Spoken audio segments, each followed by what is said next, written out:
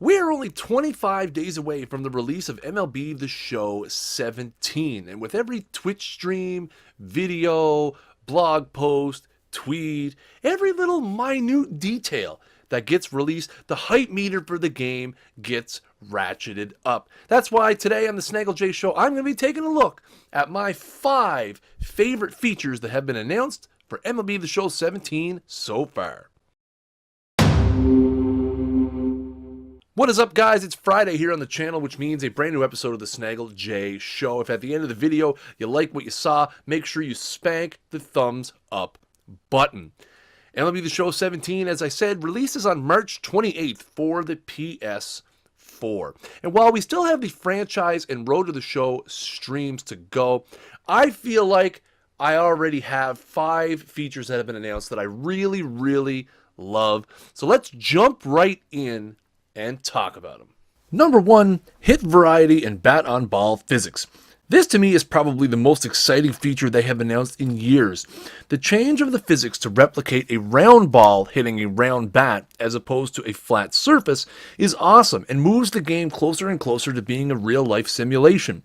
Some of the hit types that have been seen in the various streams so far have been impressive, very impressive. What I like most about it is it would appear to make more control-oriented pitchers relevant again after a trend that moved towards velocity-based pitchers being the meta. Control pitchers will be able to better hit those spots to induce weak contact, making them very valuable, especially in online play in 17. Number 2, more ways to play Diamond Dynasty, seasons and events. You guys wanted more ways to play Diamond Dynasty? You got it. Here comes seasons and events. Seasons will allow you to build your rating in head-to-head games and advance up a divisional leaderboard to collect rewards over a set period of time. The seasons will refresh at regular intervals, allowing you to constantly have something new to work towards.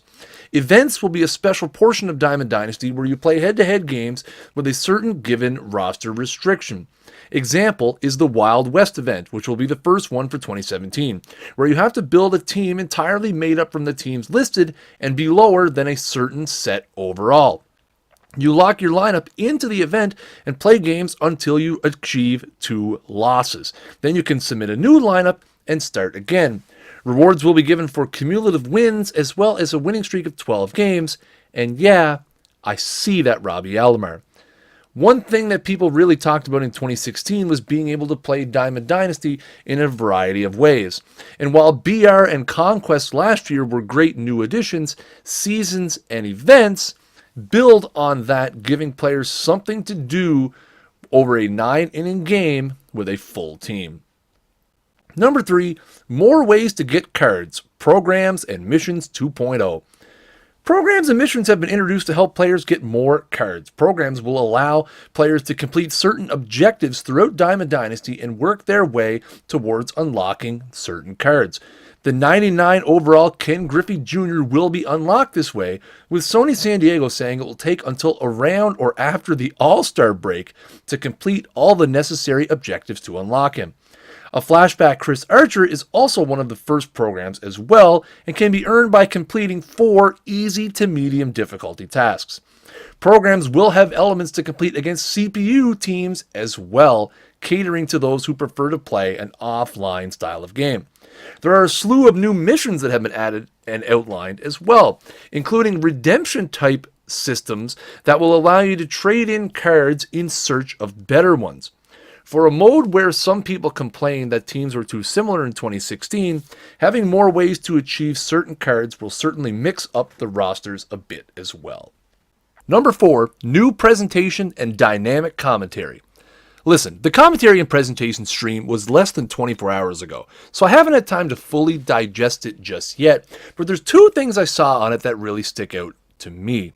Number 1 is the new presentation elements featuring MLB Network. Now, I'm not too excited about Harold Reynolds and Dan Plesac joining the booth, as I'm not a big fan of either in real life.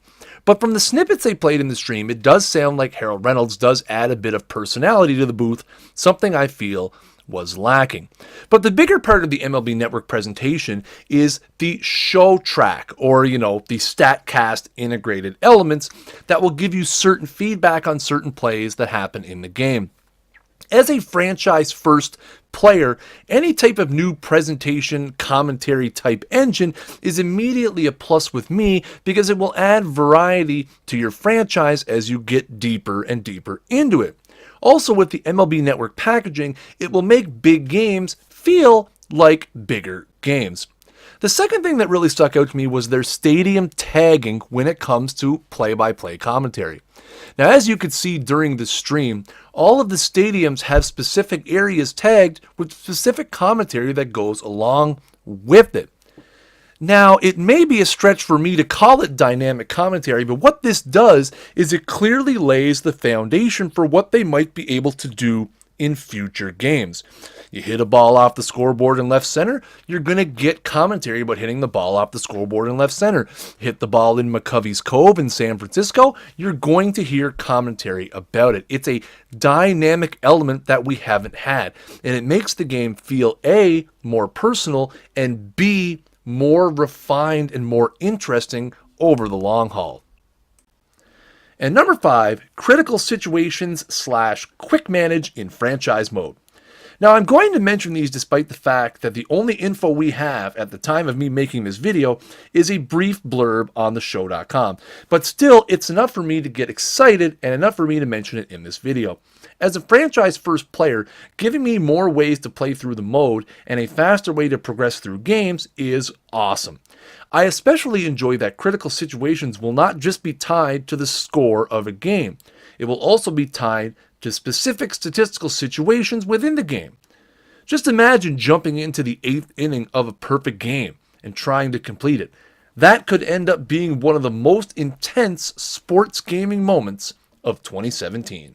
Alright guys, that's it for today's Snaggle J show. Let me know down in the comments below what you guys think of the features I talked about today. Are there some features that I didn't talk about that you're really hyped about? Jump down in the comments, let me know. If you want to subscribe to the channel, you can click on the picture of my face right over here. You can click over here if you want to watch one of my previous videos.